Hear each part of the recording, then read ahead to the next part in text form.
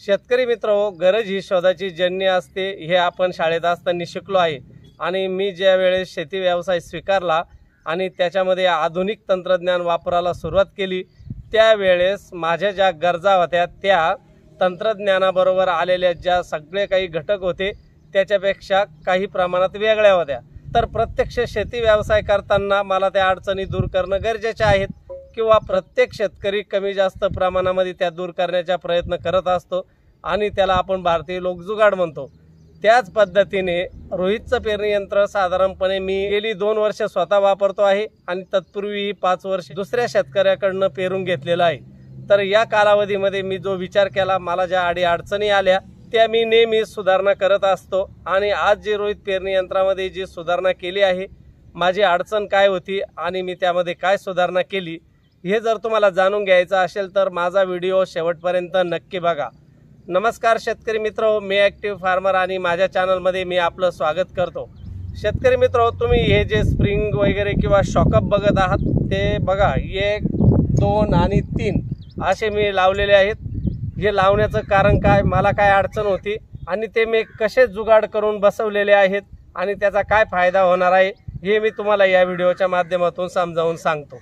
तर शेतकरी मित्र, जेव्हा जेव्हा पेरणी करायचो त्यावेळेस हा पार्ट याच्यापूर्वी माझ्या मशीनला नव्हता किंवा मी तो खरेदी केलेला नव्हता।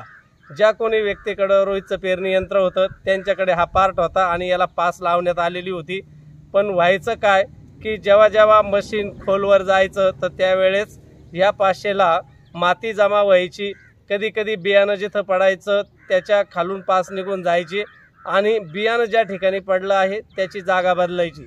आणि जेव्हा कधी अंतर्मशागत करायला जायचो तर त्यावेळेस इतर जे अंतर्मशागतीचे जे अवजार आहेत ते त्याच्यामध्ये बसत नव्हते आणि रोप मोडायचे। म्हणजे आपण जेव्हा अंतर्मशागत करायला जायचो तेव्हा आपण पीक पातळ करायचो। तर ज्यांनी पास वापरले आहे त्यांचा अनुभव आणि मागच्या वेळेस जे इथे साखळी बांधून पाईप बांधलेला होता तो जेव्हा कडेला ट्रॅक्टर जायचा त्यावेळेस ते मशीन उचललं गेल्यानंतर ते दात्यावर येऊन एकतर आदळायचं किंवा एखादा कोरडा ढेकळ जर त्या पाईपाखाली आला तर तो पाईप उधळायचा आणि आपण जी पेरणी करायचो त्याच्यावर जे मातीचा थर आपल्याला टाकावा लागायचा तो कमी जास्त प्रमाणात व्हायचा किंवा काही रेहा तशाच उघड्या राहायच्या। मग बियाणं उघडं राहिल्यानंतर त्याला अंकुरित व्हायला थोडीशी अडचण तयार व्हायची।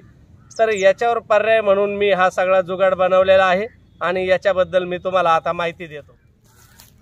शेतकरी मित्रहो, या अशा प्रकारचा मी जुगाड बनवलेला आहे आणि याची ट्रायल पण मी घेतलेली आहे। ते ट्रायलचेही तुम्हाला क्लिप्स टाकतोय। तत्पूर्वी मी तुम्हाला समजावून सांगतो की हा जो शॉकअप आहे हा रोटरीचा शॉकअप आहे, हे तुमच्या लक्षात आलं असेल आणि यालाच मी जुगाड बनवलेला आहे। तो काय बनवलेला आहे, साधारण 2.5 फूट लांबीचा एक मी 4 स्क्वेअर पाईप घेतलेला आहे। त्याच्यानंतर ही प्लेट जी आहे ती आर्टिफिशियली बनवली गेली आहे, हे होल ॲडजस्टमेंट करण्यासाठी बनवलेले आहेत। आणि हा जो शॉकअप आहे हे इथपर्यंत असा बनवला गेला आणि ही जी आडवी पट्टी आहे ते अधिकचं पुढं जाऊ नये म्हणून ती टाकलेली आहे। तुम्ही व्यवस्थितरित्या बघून घ्या की कशा पद्धतीने बनवलेला आहे आणि पाठीमागं टाकलेला आहे 2चा पाईप चांगल्या गेजचा आहे, त्याच्यामुळे तो लवकर मातीमुळे किंवा पाण्यामुळे गंज पकडून खराब होणार नाही।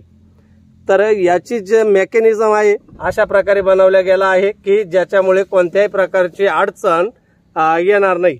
आता साधारण काही शेतकरी काय करतात की हे जे ऑटो व्हील आहे जे बियाणं नळीमध्ये सोडण्याचं काम करतं ॲक्च्युली, आणि काही शेतकऱ्यांचे जे हे ऑटो व्हील्स आहेत ते पाठीमागच्या बाजूने असतात आणि माझ्या यालाही ती सोय आहे।